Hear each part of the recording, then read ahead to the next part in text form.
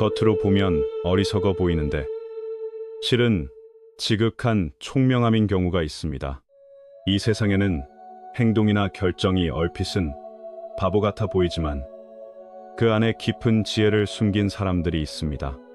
그런 지혜는 삶의 경험을 많이 지나온 사람만이 비로소 꿰뚫어 볼 수 있습니다. 그들의 선택은 처음에는 어리석고 현대 사회의 실용적 사고와 정반대로 보이기도 합니다. 하지만 그 행동의 밑바닥에는 오히려 노련한 지혜와 또렷한 안목이 들어 있습니다.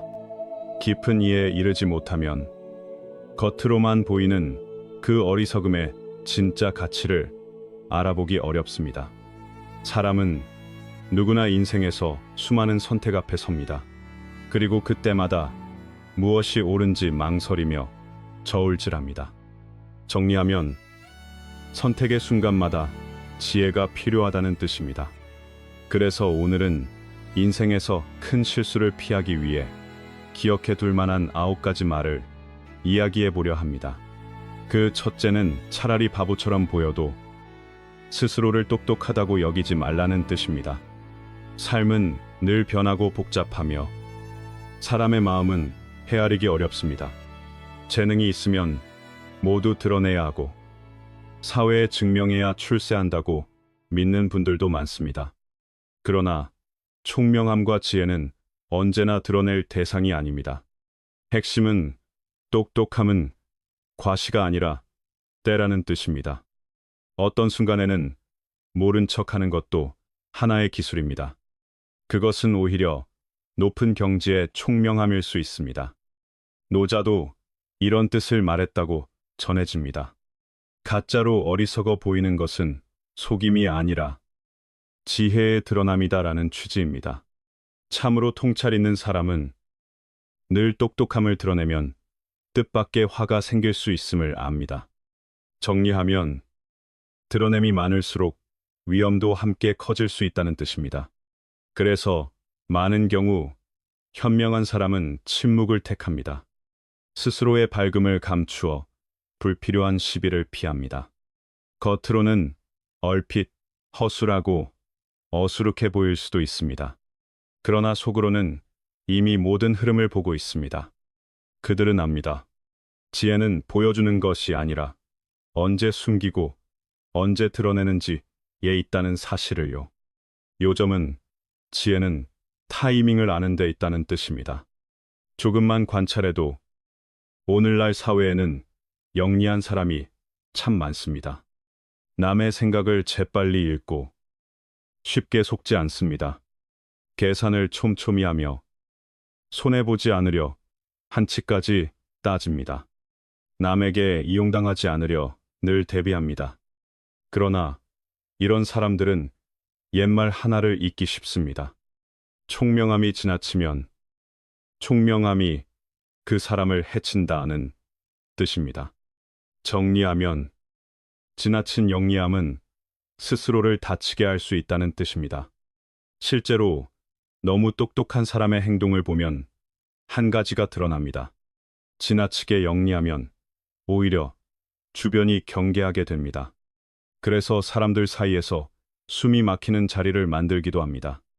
이 점을 보여주는 이야기로 양수의 일화가 자주 거론됩니다.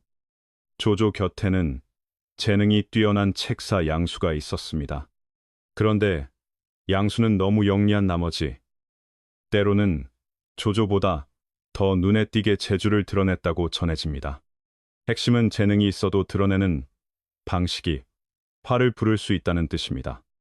어느 날 조조아의 묘비 뒤에 8글자가 적혀 있었다고 합니다. 황견유부, 외손제구라는 글입니다. 조조를 포함해 많은 사람이 뜻을 몰랐습니다. 그런데 양수만은 글자를 풀어 절묘한 좋은 글이라는 뜻으로 해석했다고 합니다. 또 어떤 사람이 조조에게 버터 한 상자를 보냈을 때가 있었습니다. 조조는 상자의 일합소, 곧 한 상자의 버터라고 적어 책상 위에 두었습니다. 정리하면 뜻을 숨기듯 적어둔 글자 하나가 시험이 되기도 한다는 이야기입니다. 양수는 그 글자를 보자마자 상자를 열어 버터를 꺼내 사람들에게 나누어 주었습니다. 나중에 꾸지람을 받자 양수는 글자를 풀어 1인 1구소, 곧 한 사람 한 입의 버터라는 뜻이라고 말했습니다. 또 조조가 두 아들의 재능을 시험하려고 업성을 나가게 하면서도 몰래 성문을 지키는 병사에게 나가지 못하게 했다고 합니다.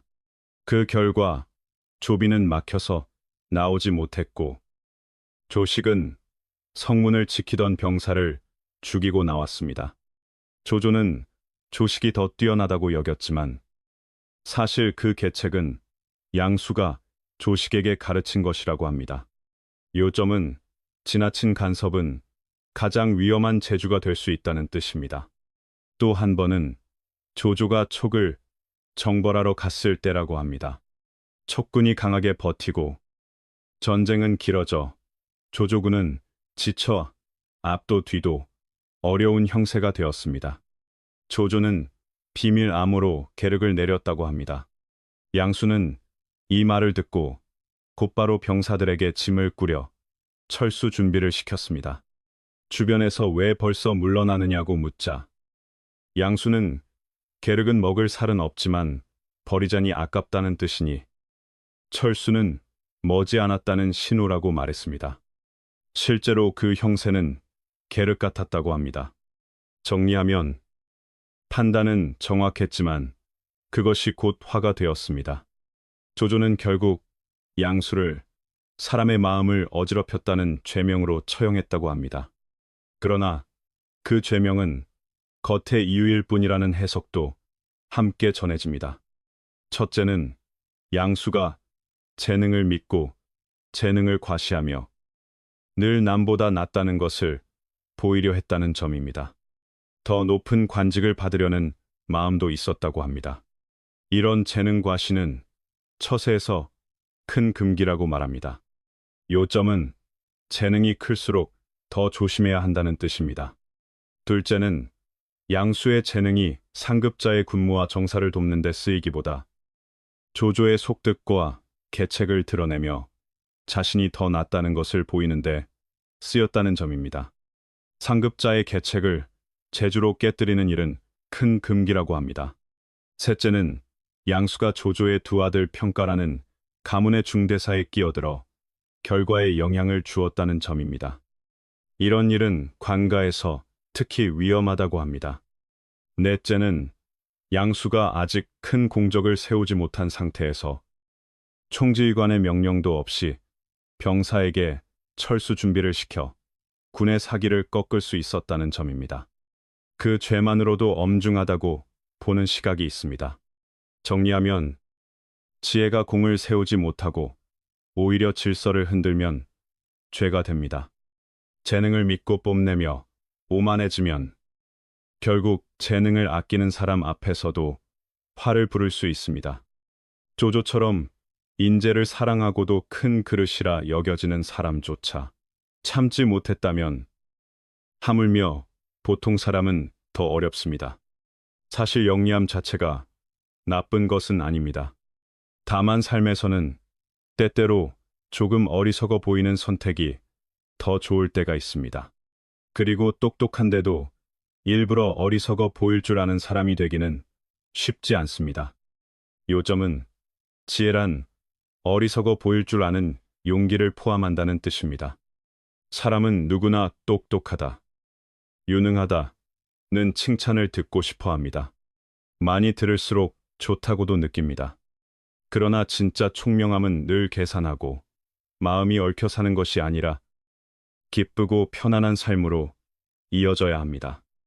영리한 사람은 생각이 많아 쉽게 번뇌하고 신경을 많이 쓰면 예민해지고 의심도 늘어납니다. 그래서 때로는 조금 둔해 보일 정도의 여유가 있어야 세상을 담담히 대할 수 있습니다.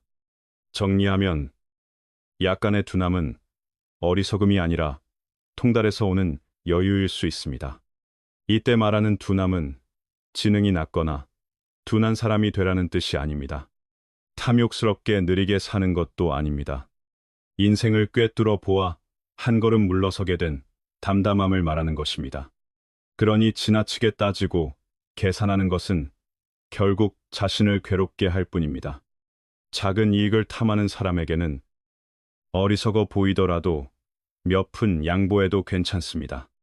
체면을 중시하는 사람에게는 칭찬 한두 마디를 아끼지 않아도 괜찮습니다. 요점은 내 마음의 평온이 작은 이익보다 더 귀하다는 뜻입니다. 아첨을 좋아하는 사람에게는 조용히 거리를 두는 편이 좋습니다. 보기 싫은 사람은 굳이 마음에 담지 마시기 바랍니다. 끝까지 설명해도 통하지 않는 이치는 억지로 밝히려 하지 않아도 됩니다. 끝내 풀리지 않는 생각은 오래 붙들고 스스로를 괴롭히지 마시기 바랍니다. 세상살이에서 다투지 않는 것도 하나의 지혜입니다. 스스로를 놓아주는 것은 남도 놓아주는 일입니다. 정리하면 내려놓을수록 삶은 가벼워집니다. 그렇게 하면 인생은 훨씬 편안해집니다. 조금 어리석어 보이는 것이 손해만은 아닙니다. 오히려 겸손을 지키고 자신을 어리석다고 낮추는 태도가 총명한 사람의 가장 높은 지혜일 수 있습니다. 만약 오늘 내용이 도움이 되셨다면 잠시 멈추어 좋아요를 눌러주시고 구독도 해주시면 감사하겠습니다. 앞으로의 이야기에서도 삶의 지혜와 인생의 배움을 이어서 나누겠습니다. 이어서 둘째 이야기를 드리겠습니다. 차라리 가난하더라도 재산을 자랑하지 말라는 뜻입니다. 러시아 속담에 이런 말이 있다고 합니다. 무엇을 자랑하면 결국 그 일로 실패한다 라는 뜻입니다. 정리하면 자랑은 복을 세게 할 수 있다는 경고입니다. 실제로 진짜 부자는 스스로 먼저 재산을 과시하는 일이 드물다고 합니다. 과시는 질투와 시기, 그리고 보이지 않는 위험을 끌어들이기 쉽다는 것을 알기 때문입니다. 그런데 현대 사회에는 부자가 되고 싶은 마음에 빠져 빨리 부자가 되려 하고 부유한 이미지를 만들기 위해 온갖 방법을 쓰는 사람도 적지 않습니다. 겉은 화려하지만 속은 텅 비고 단단한 기반이 없는 경우도 있습니다. 요점은 겉모습으로 부를 만들려 하면 흔들리기 쉽다는 뜻입니다. 이런 사람들 가운데는 일부러 성공한 것처럼 보이는 거칠애를 만들어내기도 합니다. 그 목적은 다른 사람을 설득하고 신뢰를 끌어 이익을 얻기 위한 것이라고 합니다. 그래서 사람을 끌어들여 정교한 사기나 함정으로 유도하는 일도 생깁니다. 그러나 그런 거짓은 언젠가 드러난다고 합니다. 모래 위에 그린 그림처럼 바람 한 번에 흩어질 수 있기 때문입니다.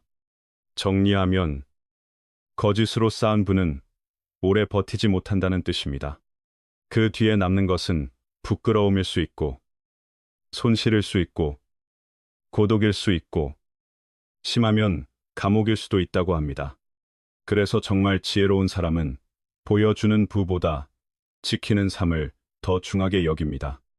말하자면 안전은 과시에서 오지 않습니다. 안전은 절제와 균형에서 옵니다. 핵심은 부를 지키려면 먼저 마음을 숨길 줄 알아야 한다는 뜻입니다. 또 어떤 부자인 리자 탄이 이런 조언을 했다고 합니다. 가난할 때는 밖으로 나가 배우고 기회를 찾으라고 합니다. 그러나 부자가 되었을 때는 오히려 자신을 숨기고 조용히 살 줄 알아야 한다고 합니다. 재산이든 성취든 드러내는 것은 안전을 주지 못할 뿐 아니라 뜻밖의 일과 위험한 사람과 질투를 불러올 수 있다는 말입니다. 정리하면 부유해질수록 더 낮아져야 편안하다는 뜻입니다. 진짜 현명한 사람의 삶의 기술은 겸손과 양보라고 합니다. 아름다운 꽃이 정말 향기가 있다면 굳이 광고하지 않아도 벌과 나비가 스스로 찾아오지 않겠습니까? 삶이 단순해질수록 마음은 더 맑아지고 참된 행복은 조용히 사는 사람에게 온다고 합니다. 그러니 거칠애로 자신을 키우려 하기보다 속을 단단히 하는 쪽을 택하시기 바랍니다. 요점은 진짜 가치는 스스로 빛나지 떠들어야 빛나는 것이 아니라는 뜻입니다. 셋째는 항상 이기기만 하려 하지 말고 때로는 영광스럽게 질 줄도 알라는 뜻입니다. 전쟁터이든 사업이든 삶의 작은 다툼이든 늘 이기기만 하면 교만해지기 쉽고 경계심을 잃기 쉽습니다. 현명한 사람은 모든 싸움에서 승리를 가져가야 한다고 생각하지 않습니다. 어떤 때는 물러서는 것이 힘을 보존하고 더 좋은 때를 기다리는 전략이 되기도 합니다. 정리하면 물러섬은 패배가 아니라 선택일 수 있다는 뜻입니다. 작은 싸움에서는 한 걸음 물러서더라도 품위를 지키고 더 큰 승리를 준비하는 것이 진짜 영광이라고 합니다. 일상에서 말다툼에서도 마찬가지입니다. 모든 논쟁에서 이기려 하면 긴장이 커지고 관계가 깨질 수 있습니다. 그럴 때 현명한 사람은 양보할 줄 압니다. 때로는 말싸움에서 지는 것을 받아들여 관계를 지키고 서로 이해할 공간을 남깁니다. 핵심은 이김보다 관계가 더 오래 남는다는 뜻입니다. 여기서 말하는 짐은 실패가 아닙니다. 화목을 지키고 서로를 존중하기 위한 지혜로운 선택이라고 합니다. 똑똑한 사람은 중용의 도를 압니다. 필요할 때는 내려놓고 필요할 때는 양보하여 주변의 관계를 균형 있게 합니다. 그렇게 해야 마음도 편하고 길도 넓어집니다. 정리하면 큰 사람은 작은 승부에 집착하지 않는다는 뜻입니다. 넷째는 차라리 손해를 보더라도 작은 이익을 챙기지 말라는 뜻입니다. 사람은 세상에 살면서 누구나 이익을 좋아합니다. 이익을 얻고 싶어 하고 손해는 조금도 보기 싫어합니다. 특히 눈앞에 공짜처럼 보이는 것이 있으면 욕망을 제어하기가 더 어렵습니다. 정리하면 작은 이익 앞에서 마음이 가장 쉽게 흔들린다는 뜻입니다. 사실 인생에서 얻는 것에는 늘 값이 붙어 있습니다. 오늘 이익을 위해 다투어 무엇을 얻으면 훗날 더 큰 값으로 치르게 될 수도 있습니다. 남의 몫을 빼앗아 얻은 이익은 작아 보여도 마음의 기록에는 남습니다. 인품도 그만큼 영향을 받습니다. 얻은 것이 잃은 것을 채우지 못하는 날이 온다는 말입니다. 핵심은 작은 이익이 큰 손해의 씨앗이 될 수 있다는 뜻입니다.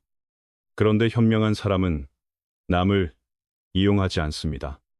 그들에게는 손해가 곧 복이 되기도 합니다. 작은 이익을 탐하는 사람은 결국 큰 손해를 본다고 합니다. 이익 앞에서 많은 사람은 가장 적게 내고 가장 크게 얻으려 합니다.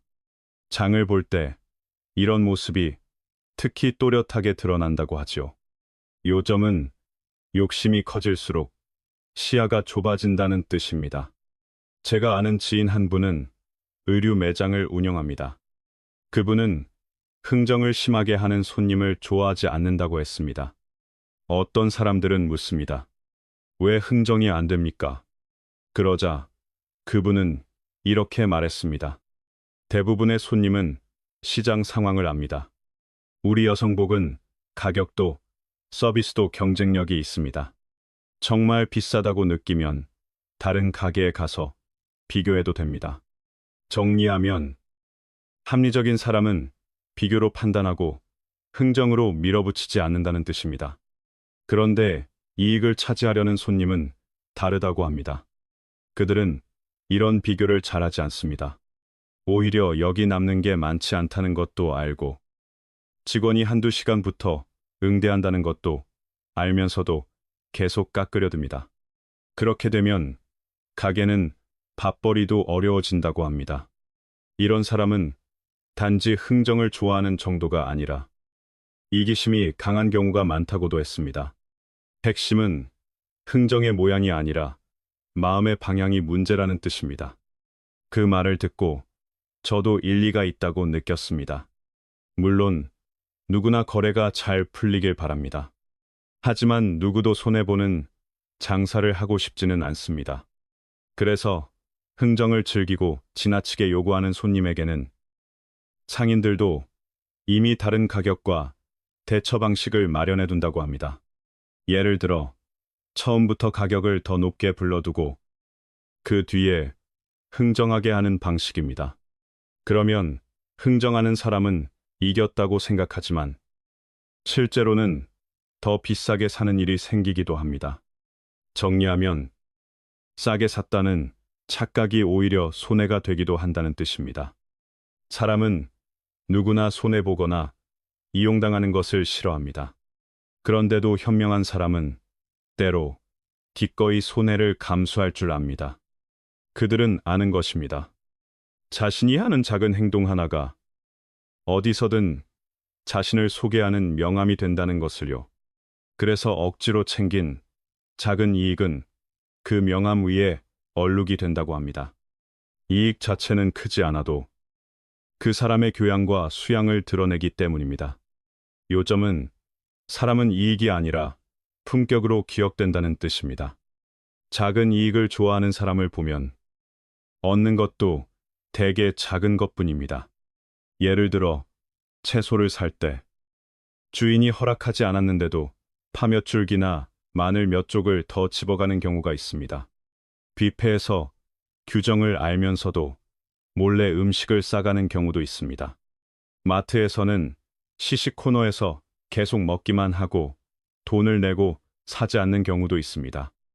이런 행동이 좋지 않다고 지적하면 오히려 상대를 인색하다고 탓하기도 합니다. 정리하면 작은 이익을 지키려다 큰 품위를 잃을 수 있다는 뜻입니다. 이런 사람들은 조금 얻은 듯하지만 인격과 수양을 잃습니다. 그리고 남의 존중도 얻기 어렵습니다. 또 이런 이야기도 있습니다. 대학을 갓 졸업한 젊은이가 있었습니다. 1년도 되지 않아 여러 회사에서 수습을 했지만 한 번도 수습 기간을 통과하지 못했습니다. 일을 못해서도 아니고 게을러서도 아니었습니다. 그는 늘 이익을 챙기려 했다고 합니다. 요점은 실력보다 태도가 길을 막을 때가 있다는 뜻입니다. 어느 때는 회사의 종이를 한 뭉치 말아 가방에 몰래 넣었습니다. 어느 때는 동료가 가져온 음식을 얻어먹기만 하고 한 번도 되갚아 대접하지 않았습니다. 맡은 일에서도 조금만 틈이 보이면 자기 이익으로 돌렸습니다. 그는 그럴 때마다 내가 똑똑하다, 남은 모른다라고 생각했습니다. 하지만 실제로는 상사도 동료도 다 알고 있었다고 합니다. 다만 말하지 않았을 뿐입니다. 정리하면 사람은 숨긴다고 해서 숨겨지지 않는다는 뜻입니다. 사람의 가장 큰 재산은 수양이라고 합니다. 챙긴 이익은 얼마 되지 않고 남에게 큰 손해를 준 것도 아닌 듯 보일 수 있습니다. 그러나 그런 자잘한 것들을 손에 외수록 인품은 조금씩 닳아 없어집니다. 그래서 이익을 탐하지 않는 것이 진짜 똑똑함이다 라고 말하기도 합니다. 이 말이 바로 이런 뜻일 것입니다. 핵심은 탐욕을 줄일수록 사람이 커진다는 뜻입니다. 또 다른 이야기가 있습니다. 한 분은 영양도 좋고 맛도 좋은 간편식 가게를 운영했다고 합니다. 그분은 손님을 배려해 땅콩이나 향채, 간장, 고추 같은 양념을 밖에 조금씩 내어두어 마음대로 더 가져가게 했습니다. 그런데 어떤 손님들은 작은 통을 가져와 그 양념을 퍼담아 집으로 가져가기도 했다고 합니다. 그 모습을 봐도 주인은 막지 않았습니다. 오히려 양념이 맛있으셨습니까? 라고 물으며 포장된 양념을 꺼내 선물로 주었다고 합니다. 정리하면 손해를 두려워하지 않는 넉넉함이 오히려 사람의 마음을 얻는다는 뜻입니다. 작은 행동, 작은 이익은 그 사람의 내면을 비춥니다. 어떤 사람은 이익에 집착해 마음이 좁아지고 남의 감정을 돌아보지 않습니다. 그러나 어떤 사람은 작은 손해를 감수하고도 오히려 모두의 존중을 얻습니다. 물론 세상의 손해를 좋아하는 사람은 거의 없습니다. 누구도 이용당하고 싶지 않습니다. 그럼에도 현명한 사람은 자잘한 흥정과 작은 이익 때문에 자신의 품격을 버리지 않습니다. 핵심은 인생은 길고 평판은 오래 남는다는 뜻입니다. 삶은 긴 여정입니다. 오늘 챙긴 작은 이익이 내일 내 앞을 막는 구덩이가 될 수도 있습니다.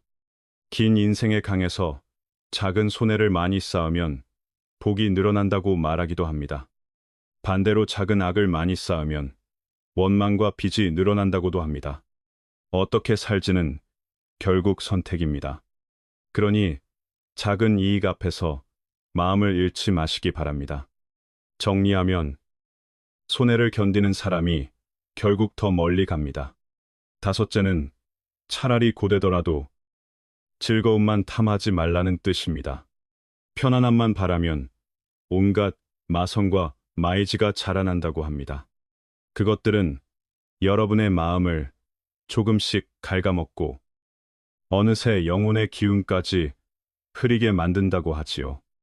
예로부터 큰일을 이룬 현인이나 한 가정을 든든히 책임진 사람은 대체로 마음을 다해 참고 견디는 사람이었습니다. 정리하면 큰 사람은 편안함보다 단단함을 먼저 택했다는 뜻입니다.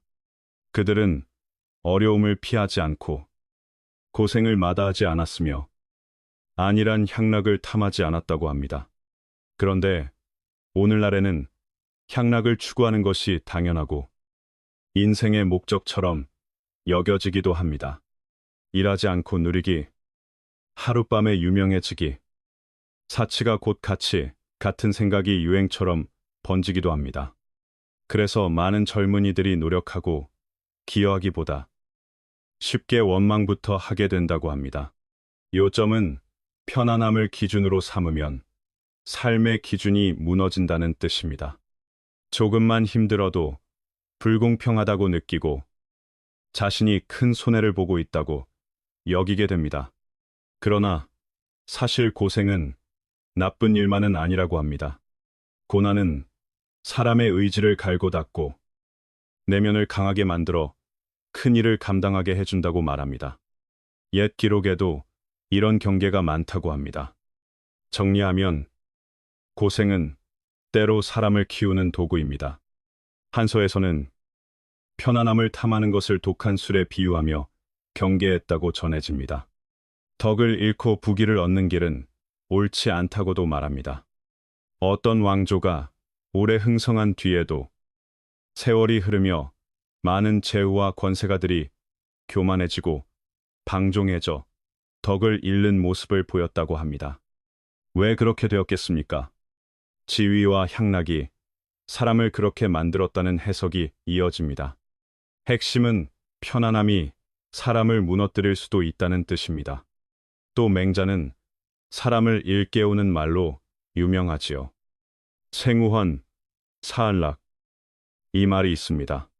뜻은 근심과 환난 속에서 살아나고 편안함과 향락 속에서 죽는다는 경계입니다. 이는 고통이 무조건 악이라는 뜻이 아닙니다.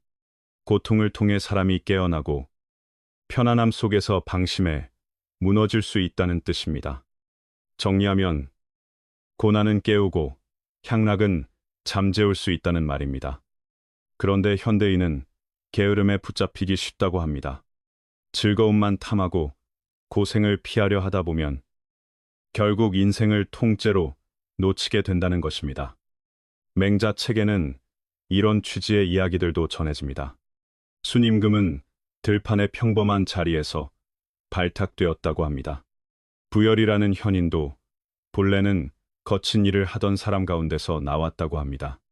교격이라는 인물도 소금과 생선을 팔던 자리에서 추천되었다고 전해집니다.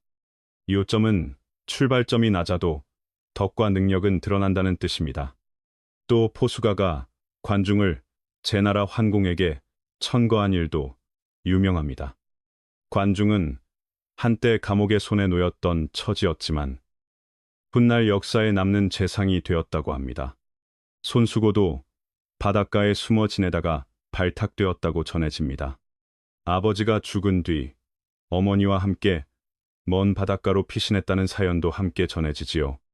진나라 목공 때의 백리에는 본래 노예 신분이었다가 노예시장에서 속량되어 중용되었다고 합니다. 정리하면 인생은 한 번의 자리로 끝나지 않는다는 뜻입니다. 백리에는 한때 다른 땅으로 도망쳤다가 변방에서 붙잡혀 갇히기도 했다고 합니다. 진목공이 그의 인재됨을 듣고 사람을 보내 데려오려 했는데 그가 뛰어난 인물임을 상대가 알아차리고 내주지 않을까 염려했습니다. 그래서 염소가죽 5장이라는 값으로 조용히 속량해 왔다고 합니다. 그 때문에 백리에를 오고대부, 곧 염소, 가죽, 5장의 대부라 부르기도 했다고 합니다. 요점은 인재는 값으로 매겨지지 않지만 세상은 때로 그렇게 흘러간다는 뜻입니다. 맹자가 남긴 가장 유명한 경계도 있습니다. 천장강대이 뭐사이냐, 필선고 기심지. 이 말이 전해집니다. 뜻은 하늘이 어떤 사람에게 큰 임무를 맡기려 하면 먼저 그 마음을 괴롭게 하고 생각을 고단하게 하고 몸을 굶주리고 피곤하게 하며 가난과 결핍 속에 두어 흔들어 깨운다는 취지입니다. 그렇게 하여 마음을 놀라게 하고 성품을 단단하게 하며 이전에는 없던 능력을 자라게 한다고 합니다. 정리하면 큰 책임 앞에는 큰 단련이 먼저 온다는 뜻입니다. 또 맹자는 사람이 자주 실수한 뒤에야 바로잡고 마음이 막히고 길이 없어 보인 뒤에야 스스로 분발한다고도 말합니다. 마음의 움직임은 얼굴빛에 드러나고 말소리에도 묻어나서 남도 알아차릴 수 있다고 합니다. 근심과 재앙은 사람을 성장시키지만 안일한 향락은 사람을 무너뜨린다는 경계도 함께 이어집니다. 그러니 지금 고생이 있다 해도 그것이 여러분을 부수기만 하는 것은 아닐 수 있습니다. 요점은 고난을 끝으로 보지 말고 단련으로 보라는 뜻입니다. 오늘날 물질의 생활 수준은 많이 높아졌습니다. 그래서 태어나서 성장할 때까지 뚜렷한 고생을 거의 겪지 않은 사람도 많다고 합니다. 달콤한 환경에서 자라며 점점 이기심이 커지고 제멋대로가 되기도 쉽습니다. 그러다 보니 환난 속에서 살고 안락 속에서 죽는다는 이치를 이해하기가 더 어려워집니다. 정리하면 편안함이 길어질수록 고난의 가치를 잊기 쉽다는 뜻입니다. 사람에게 유익한 일은 종종 불편하게 느껴집니다. 예를 들어 새벽에 일어나 운동하는 것은 힘들지만 몸을 건강하게 합니다. 상사가 엄격하게 요구하면 마음이 불편할 수 있지만 일을 진지하고 효율적으로 하는 습관을 만들어줍니다. 그래서 약은 쓰지만 병을 고친다는 말이 있습니다. 사실은 듣기 거슬리더라도 사람에게 이익이 될 수 있다는 말도 있지요. 요점은 불편함 속에도 이익이 숨어 있다는 뜻입니다. 불교에서는 사람에게 업력이 있다고 말합니다. 업력이 있기에 고난을 만나기도 한다고 합니다. 그리고 사람이 고생을 겪는 과정에서 업이 닳아 사라질 수 있다고도 말합니다. 그래서 재난이 있으면 일찍 풀리고 병이 있으면 일찍 고치고 고통이 있으면 일찍 겪는 것이 좋다는 말이 전해지기도 합니다. 이것은 고통을 사랑하라는 뜻이 아닙니다. 고통을 통해 정리가 일어날 수 있다는 뜻입니다. 정리하면 고난을 대하는 태도가 삶을 바꾼다는 뜻입니다. 여섯째는 평범한 사람이라도 이름과 평판을 돈으로 사려 하지 말라는 뜻입니다. 진짜 실력과 학문이 없고 높은 덕도 없는데 속임수로 사람을 속여 명성을 사려 하면 이름을 얻기도 어렵고 존귀한 사람이 되기는 더 어렵다고 합니다.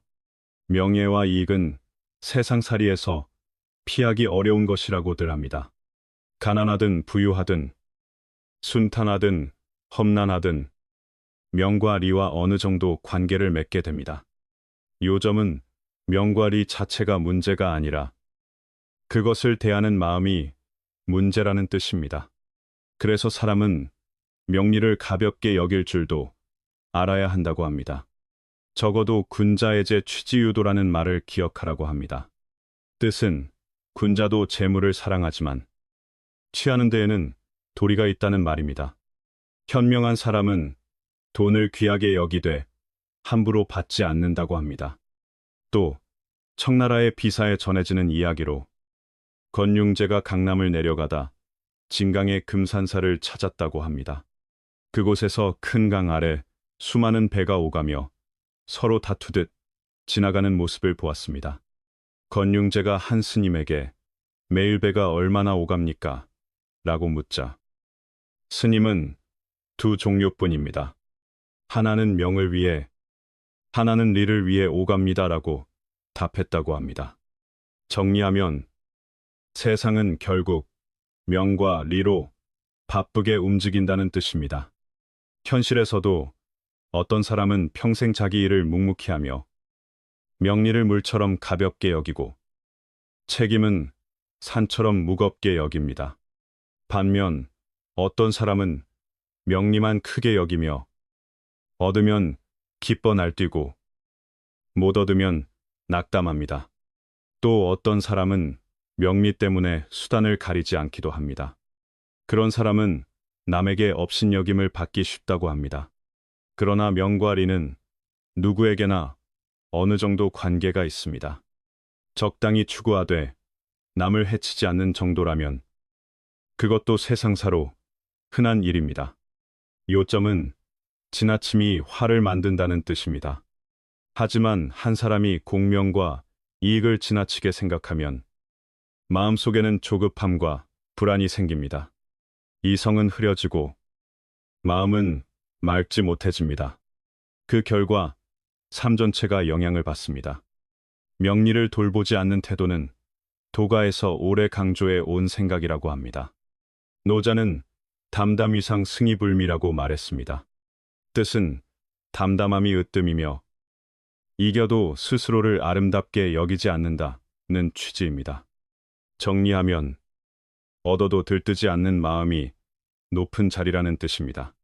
명리를 초월하는 것은 하나의 경지입니다. 명리를 쫓는 것은 하나의 탐욕입니다. 명리를 놓는 것은 세속의 유혹과 소란에서 벗어나는 길이라고 합니다. 그 경지에 이르면 마음이 넓어지고 모든 것을 더 객관적으로 대하게 된다고 합니다.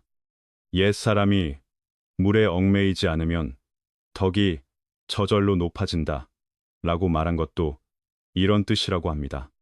요점은 마음이 물건에 묶이지 않을 때 사람이 커진다는 뜻입니다. 오늘날 진정으로 명리를 내려놓는 사람은 많지 않고 한결같이 쫓는 사람은 많다고 합니다. 명리를 너무 중히 여기면 물질적 욕망과 본능적 요구가 쉽게 커집니다. 물론 명리는 어떤 사람에게는 진취의 동력이 되기도 합니다. 그러나 사람이 진짜 성취를 이루려면 결국 명리에 묶이지 않고 그것을 넘어설 수 있어야 한다고 합니다. 명과 리는 붙어 다닙니다. 명은 허하고 리는 실하다고도 말합니다. 허와 실이 함께 엮인 것입니다. 정리하면 명리의 줄을 쥐되 줄에 끌려가지 말라는 뜻입니다. 명과 리를 함께 얻는 것은 좋은 일일 수 있습니다. 하지만 추명충리는 늘 고생과 피로를 가져온다고도 합니다.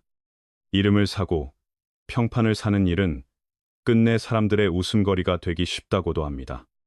명리 자체는 선악이 없지만 중요한 것은 그것을 대하는 태도라고 합니다. 관가에서든 장사판에서든 사람은 스스로 명리에 대한 자세를 헤아려야 합니다. 명리를 내려놓을 수 있으면 많은 고통을 피하고 몸과 마음도 더 건강해진다고 합니다. 요점은 태도가 운을 바꾼다는 뜻입니다. 명리를 가볍게 여긴다는 것은 삶에 대한 불만을 뜻하지 않습니다. 명리를 탐하지 않는 사람이 이상이 없는 사람이라는 뜻도 아닙니다. 명리를 재민지 않는다고 해서 게으르고 무가치한 사람이라는 뜻도 아닙니다. 그런 사람은 오히려 인생을 꿰뚫어 보며 담담함 속에서 넉넉함을 찾고 고요함 속에서 삶의 목적을 분명히 한다고 합니다. 그래서 눈이 밝아지고 멀리 보게 된다고도 합니다. 그 결과 마음은 승화되고 스스로는 한결 자유로워진다고 말합니다. 정리하면 내려놓음은 포기가 아니라 성숙이라는 뜻입니다. 이것이 옛사람들이 추구한 고상한 삶의 방식이라고 합니다. 마음이 소박하고 순수한 사람은 자신이 해야 할 일을 힘껏 해냅니다. 그러면 성취는 자연히 따라온다고 합니다. 그가 마땅히 받을 영광도 자연히 돌아온다고 합니다. 계산으로 명리를 쥐려 하지 않고 명리를 지나치게 무겁게 여기지 않으며 구하지 않아도 얻는 길을 걷는 것. 그것이 한 사람의 진짜 성공으로 가는 길이라고 말합니다. 요점은 힘을 주지 않을수록 길이 열린다는 뜻입니다.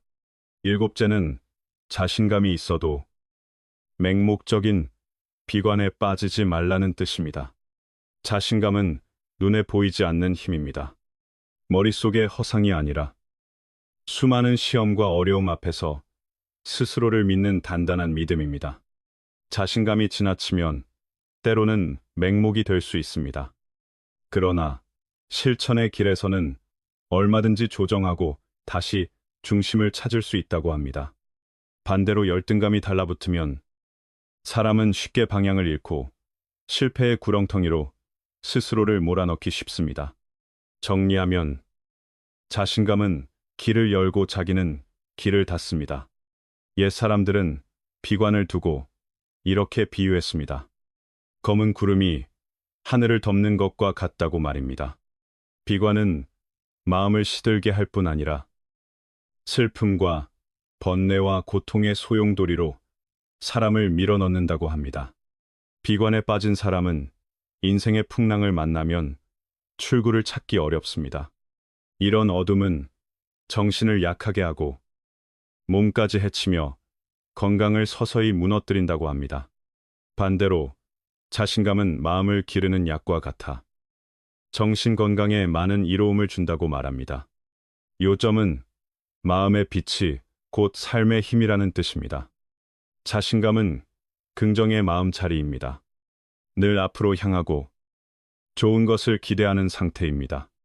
그래서는 악관을 불러오고 생기를 깨우며 사람 안에 숨은 가능성을 일으켜 세웁니다. 또한 갈등을 풀고 운명이 던지는 어려움을 넘어가게 돕는다고 합니다. 인생은 드넓은 바다와 같아 늘 잔잔할 수는 없습니다.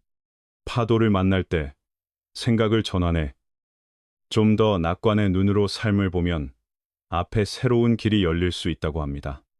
정리하면 관점이 바뀌면 길도 바뀝니다.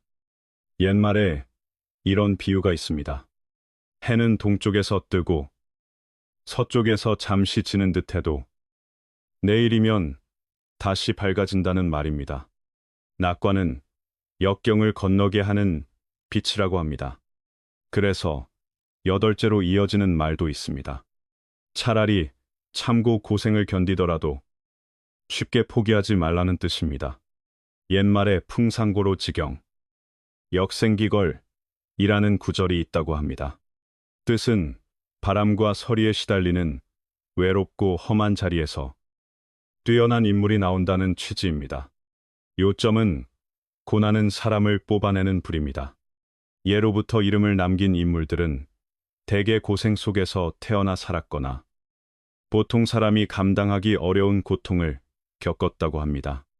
삶에서도 성공으로 가는 길은 대체로 울퉁불퉁하고 험하다는 것을 봅니다. 멈추지 않고 굳게 서서 힘껏 해내는 사람만이 성공에 이른다고 합니다. 조금만 힘들어도 불평하고 조금만 걸리면 핑계를 대는 사람은 사실 아직 출발할 마음이 없는 것이라고 합니다. 그래서 그런 사람에게 성공은 멀고 먼 개념이 됩니다. 정리하면 불평은 발걸음을 멈추게 합니다.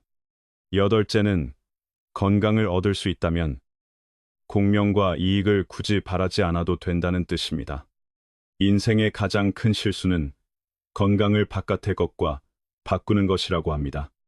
인생의 가장 큰 어리석음은 생명을 번뇌와 낭비로 바꾸는 것이라고 합니다.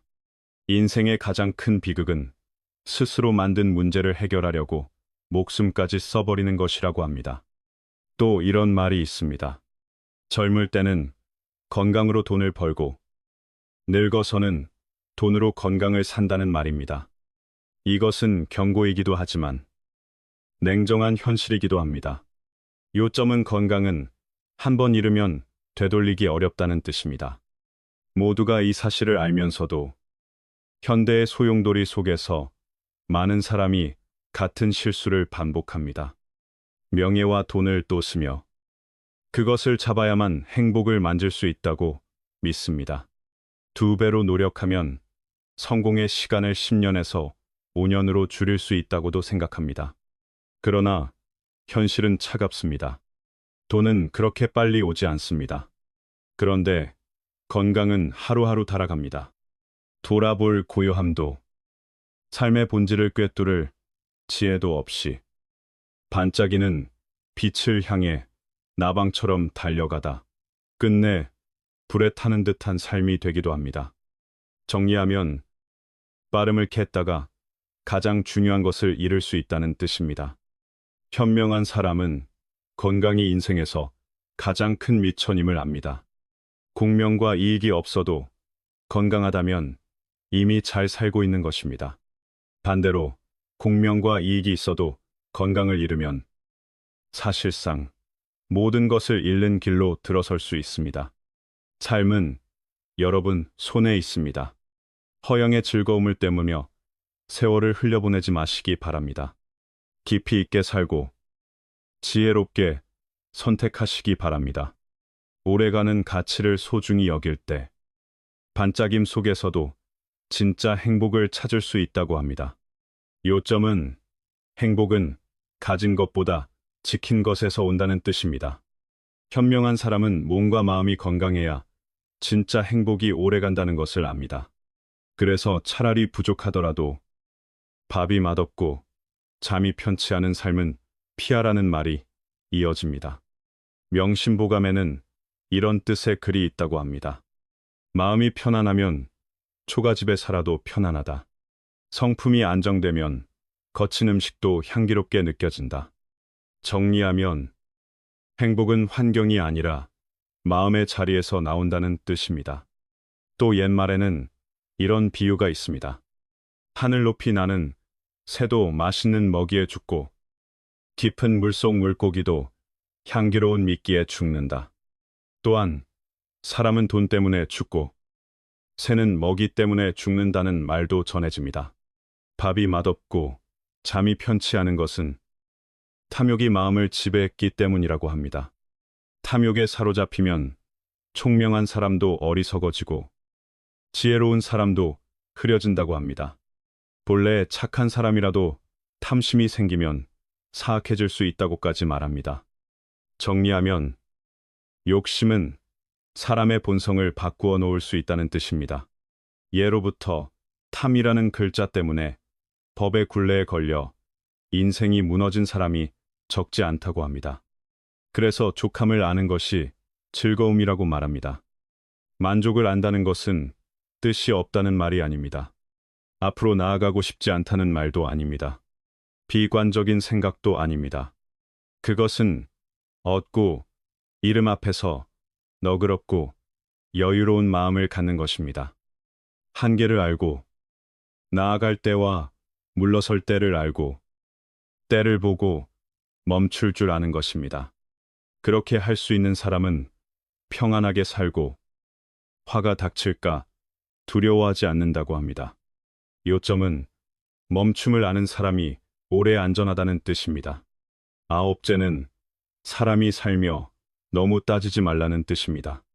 세상에는 어리석지 않은 사람이 많습니다. 현명한 사람은 압니다. 생명의 경지와 생명의 미래는 겉으로는 헤매는 것 같아도 실은 단순할 수 있다는 것을요. 그것은 결국 자신의 선택에 달려 있습니다. 마음이 무엇을 담느냐에 달려 있습니다. 마음에 담는 것과 인연이 맺어진다고 합니다. 이것을 한마디로 하면 상은 마음에서 생긴다는 뜻입니다. 정리하면 마음이 삶의 모양을 만든다는 뜻입니다. 마음의 원한의 씨앗을 담으면 그 씨앗은 여러분의 삶의 시간과 공간에서 싹을 틔우고 자라 열매를 맺습니다. 그러면 여러분 안에 원래 있던 관용과 감사와 밝은 햇살을 삼켜버린다고 합니다. 그렇게 되면 사람은 어둠 속에서 스스로 귀한 생명을 계속 소모하게 됩니다. 질투와 꾀와 탐욕을 담으면 좁고 더러운 마음의 그늘에서 벗어나지 못합니다. 자기만 옳다고 여기며 하늘을 원망하고 남을 탓하며 스스로를 묶어놓고 소중한 시간을 허비합니다. 요점은 마음의 독이 결국 나를 갉아먹는다는 뜻입니다. 또 남의 좋지 않은 면을 마음에 담으면 남의 나쁨을 어리석게도 내 삶 속에 들여놓는 셈이 됩니다. 그러면 끝없이 스스로를 괴롭히게 됩니다.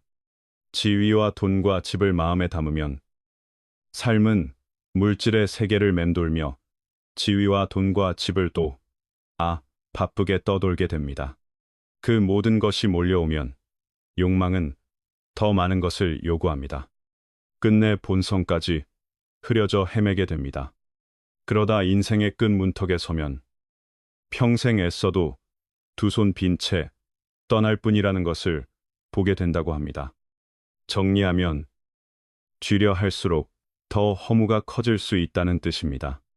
반대로 마음의 선함과 관용과 진실함, 그리고 감사를 담으면 달라집니다.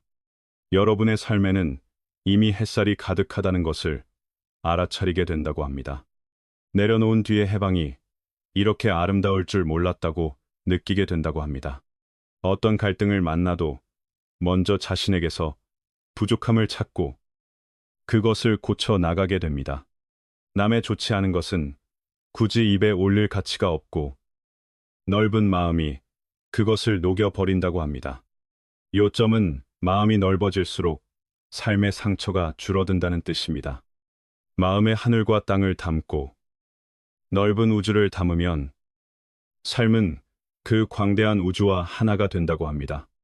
그때는 시비와 옳고 그름, 다툼과 얻고 이름, 남녀의 정과 세상살이의 공명, 이익, 성공과 실패, 영광과 치욕, 그런 모든 것이 그저 눈앞을 스쳐 지나가는 한 편이 짧은 연극처럼 느껴진다고 합니다. 정리하면 크게 보면 모든 것이 잠깐이라는 뜻입니다. 여러분, 이 내용이 도움이 되셨다면 좋아요를 눌러주시고 공유도 해주시고 구독도 해주시면 감사하겠습니다. 다음 영상에서도 삶의 지혜와 인생의 배움과 오래 남는 가치들을 계속 나누겠습니다. 함께 좋은 가치를 널리 퍼뜨려 삶이 더 의미 있고 더 행복해지기를 바랍니다. 다음 영상에서 다시 뵙겠습니다.